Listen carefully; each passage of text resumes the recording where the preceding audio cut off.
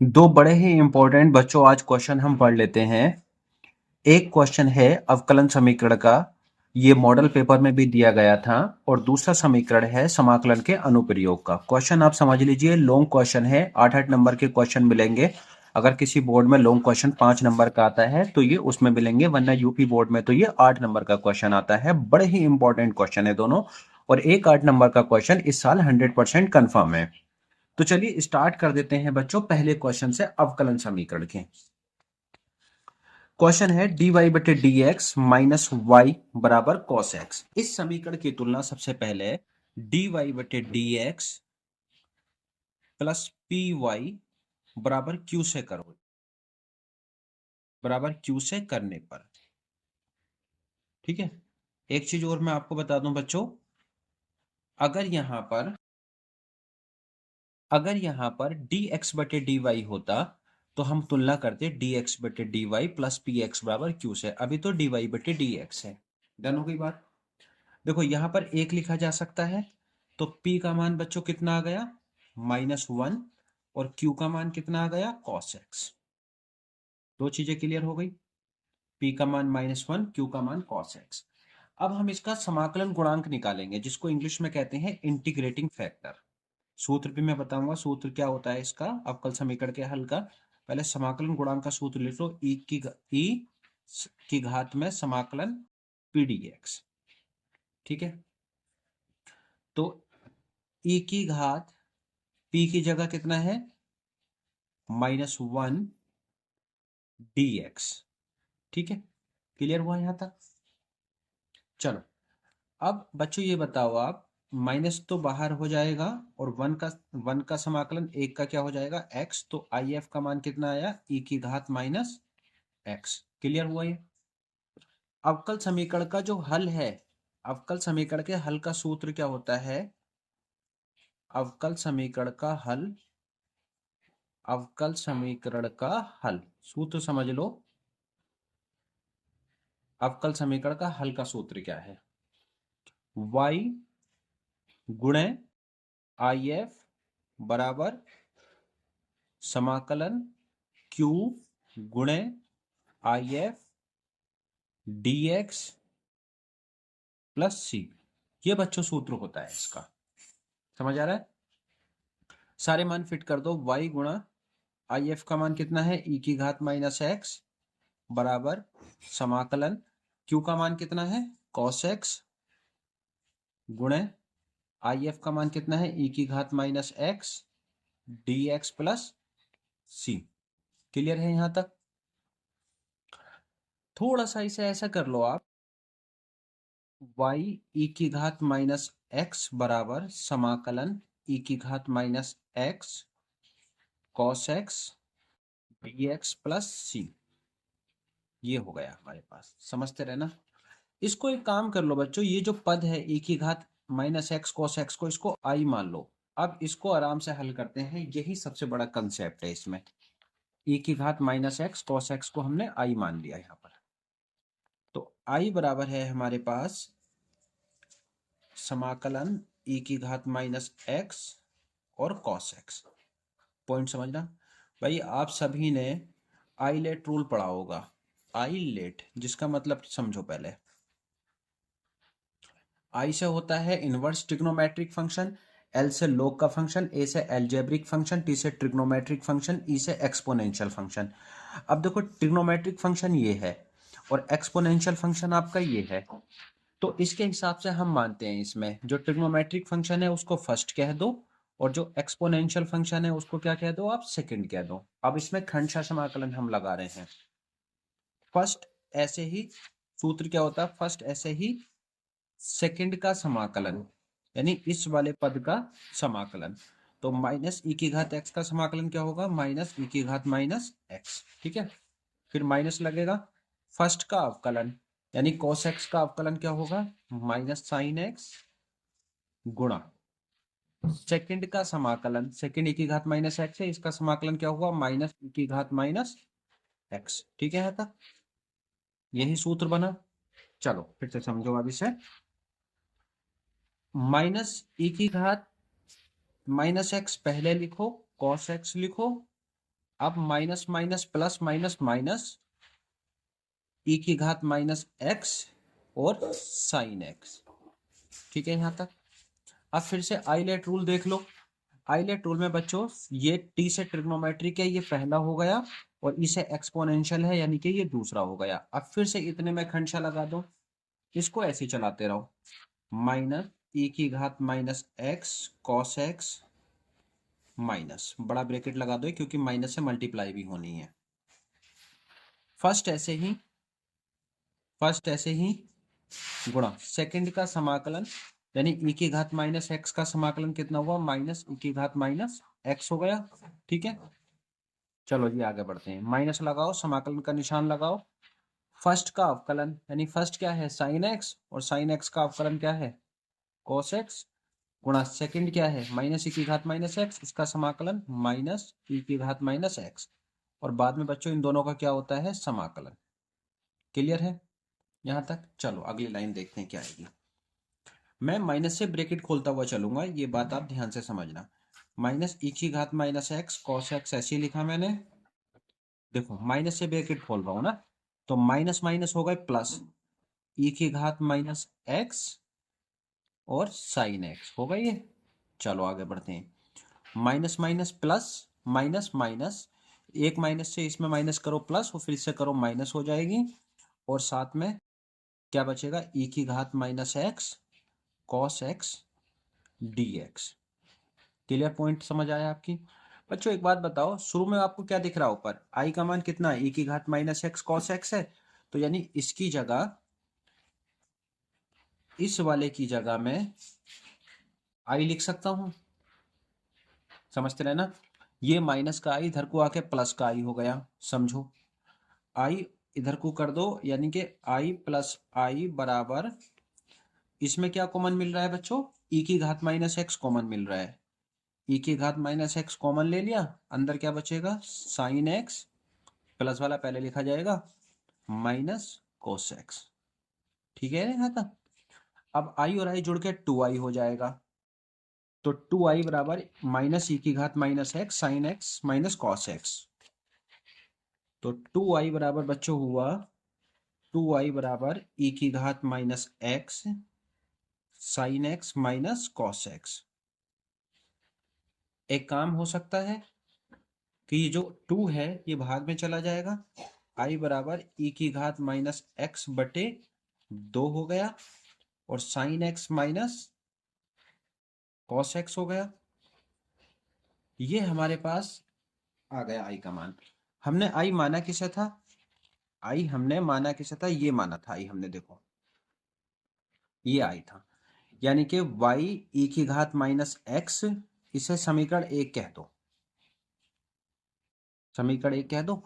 अब y ई की घात माइनस एक्स ऐसी ही, और i का मान हमने क्या निकाला है, पहले ऐसे लिखो आप, y ये मान समीकरण एक में रखने पर, ये मान समीकरण एक में रखने पर, समीकरण एक में रखने पर,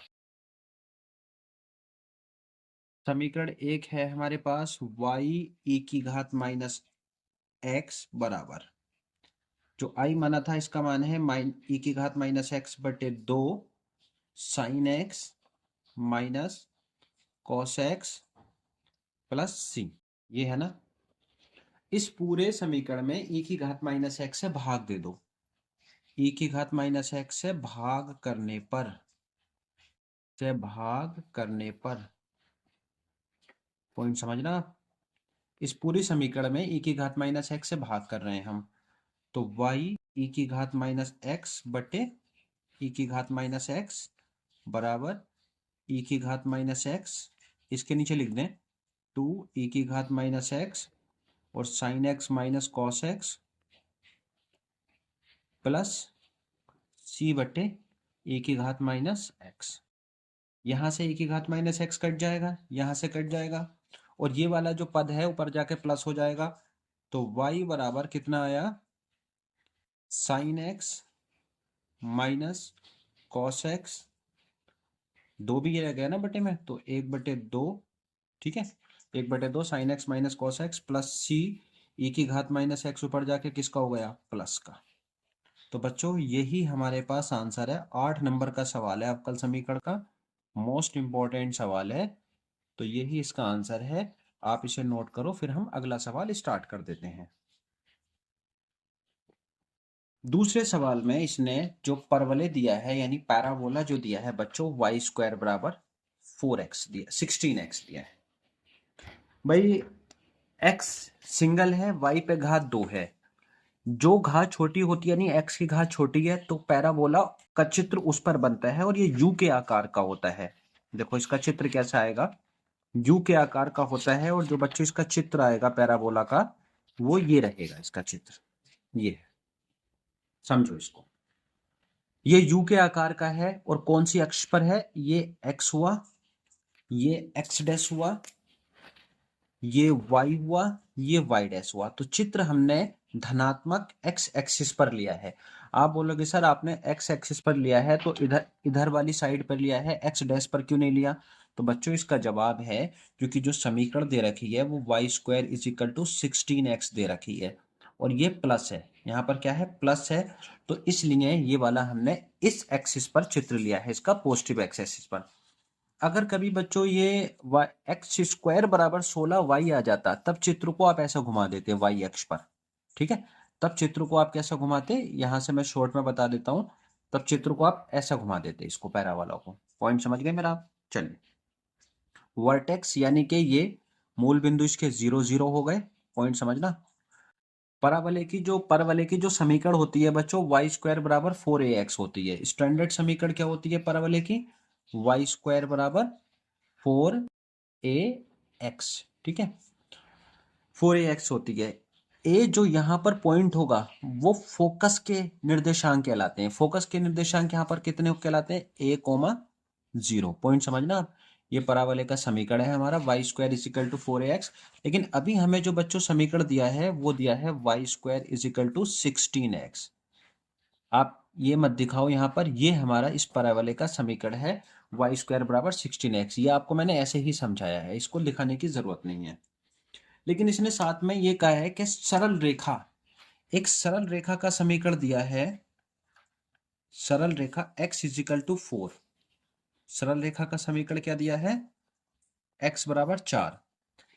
बड़ी अच्छी बात है कि जो सरल रेखा का समीकरण दिया है x बराबर 4, वो इसके फोकस से ही जा रहा है। कैसे? आप बोलोगे सर फोकस पॉइंट आपने a,0 हमें समझाए हैं। तो देखो, जब 4y square is equal to 4ax है, y square is equal to 16x की अगर मैं तुलना करूंगा तो 4a का मान कितना आ जाएगा, 16, और a का मान कितना आ जाएगा, 4 आ जाएगा। यानी कि बेसिकली ये जो पॉइंट है आपके, ये क्या है, 4,0। और सरल रेखा का समीकरण भी इसने क्या दिया है, 4 दिया है, x बराबर। तो भैया ये जो फोकस है इसे f कह दो। ये जो फोकस है यहां से ही आपका जा रहा है, फोकस से ही सरल रेखा का समीकरण फोकस से ही जा रहा है। तो हमें इस भाग का क्षेत्रफल निकालना है, इसका भी छायांकित भाग है ये दोनों का। एक काम कर दो, इसे मान लो O, ये हुआ F, ये हुआ A और ये हुआ B। अगर छायांकित भाग का क्षेत्रफल निकालने के लिए बच्चों में अगर ऊपर वाले का निकाल दूं और इसका डबल कर दूं तो पूरे का नहीं आ जाएगा। तो आप यहां पर लिखो छायांकित भाग का क्षेत्रफल। तो बच्चों जो छायांकित भाग का क्षेत्रफल है, हमें चाहिए O A F B O। पढ़ो, O A F B O, इसका हमें क्षेत्रफल निकालना है, छायांकित भाग का क्षेत्रफल। तो ऐसा नहीं हो जाएगा, ये 2 गुणा भाग, समझते रहे ना, भाग O A F O का क्षेत्रफल, O A F O का क्षेत्रफल। डन हो गई बात? चलो, 2 गुणा O A F O का क्षेत्रफल। अब 2 गुणा, देखो लिमिट कितनी है इसकी, ये 0 से लेके 4 तक है, एक्स अक्ष पर हैं हम। तो लिमिट कितनी है, 0 से लेके 4 हो गई, क्योंकि मूल बिंदु 0 है, फोकस से निकल रहा है और फोकस उसने सरल रेखा का समीकरण 4 दिया है, जो फोकस से गुजरती है। तो 0 से 4 और y dx, ये क्षेत्रफल आ गया। आप बोलोगे सर इसमें लिमिट हमने जब यहाँ dx लिया है तो लिमिट हमें x के लिए लेनी पड़ेगी, और x की लिमिट कितनी है, 0 से 4 है। आप इसको दिखाओ मत दिखाओ, a,0 को 4,0 आप लिख दो तब भी चलेगा। और y का मान हम यहाँ से ले सकते हैं, y square is equal to 16x है ना, तो y square is equal to क्या है वैसे बच्चों, 16x। और अगर मैं यहाँ से y का मान निकालूं तो अंडर रूट 16x हो जाएगा, पॉइंट समझना आप। और 16 का कितना आ जाएगा, 4 आ जाएगा ना, और यहाँ पर क्या हो जाएगा, अंडर रूट एक्स। वाई का मान कितना आ गया, 4 अंडर रूट एक्स। ये मान बच्चों इसमें लगा देना है हमें, इस सूत्र में। दो कहाँ से आया है, क्योंकि हम एक का निकाल रहे हैं। दो इसलिए आया है बच्चों क्योंकि ये दोनों भाग हम एक भाग का निकाल रहे हैं। देखो भाग ओ ए एफ ओ, लेकिन हमें चाहिए पूरे का, तो इसलिए हमने 2 से गुणा कर दी। अब इस समीकरण में y का मान 4 अंडर रूट एक्स लगा दो। ये तो चलो अच्छी बात है कि सरल रेखा जो है फोकस से गुजरी है। तो 2 गुणा, लिखो अब आप क्षेत्रफल, इसे a से दिखा दो, a बराबर 2 गुणा 0 से 4, y का मान कितना हुआ, 4 अंडर रूट एक्स और साथ में dx। ठीक हो गई बात। ये 4 बाहर कर लो, 4 दूनी 8 हो जाएगा, और 0 से 4, और अंडर रूट एक्स की जगह आप क्या लिख सकते हो, x की घात 1/2 dx, या इसका समाकलन कर दो, तो 8 गुणा x की घात 3/2 हो गया। और लिमिट कितनी है बच्चों इसकी, 0 से 4। ये ऐसा हो जाएगा, 2 8 की गुणा में आ जाएगा, 16/3 हो जाएगा। और x की घात 3/2 ऐसे लिख दो, और लिमिट कितनी है इसकी, 0 से 4। x की जगह पहले 4 लगा दो लिमिट अपर वाली, तो 16/3। अपर लिमिट कितनी है, x की जगह 4 की घात 3/2 माइनस 0 की घात 3/2। भैया ये तो 0 हो जाएगा, ये वाला पद, तो सिर्फ ये बचेगा 4 की घात 3/2। इसे थोड़ा सा हल कर लो, 16/3, ये 2 पीछे भगा दोगे करड़ी के, अंडर रूट बोलते हैं इसको, और 4 की घात 3 ऐसे ही आ जाएगा। 2 पीछे का लिखो मत लिखो, उससे कोई फर्क नहीं पड़ता है। ये पहले एक करड़ी चैप्टर हुआ करता था पुरानी किताबों में, 9th की, तो उसमें ये काफ़ी डिटेल में ये चीज़ें समझाई जाती थी, शायद अब तो है नहीं। तो 16/3 ऐसी, 4 चौक 16 चौक का 64 हो गया वो, कितने 2 लिखते लिखो मत लिखो, उससे कोई फर्क नहीं पड़ता है। तो 16/3 गुणा बच्चों 64 का कितना वर्गमूल आता है, 8, 8 छंग 48, 8 ही कम 8, 16 अट्ठे 128/3 वर्ग इकाई, वर्ग इकाई।